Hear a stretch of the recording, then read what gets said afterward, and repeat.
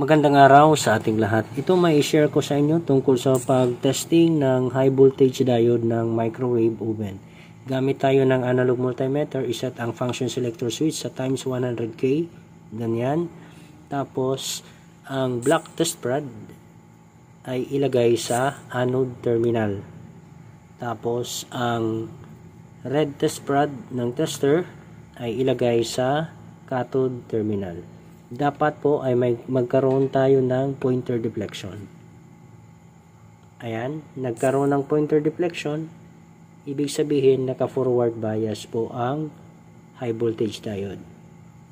Ngayon, kung i-reverse bias naman natin yan, dapat po ay walang pointer deflection. So, sa pag-reverse bias, ang black test rod ng tester ay ilalagay dito sa cathode terminal ng high voltage diode. Yung red test rod naman ay dito sa anode terminal ng high voltage diode.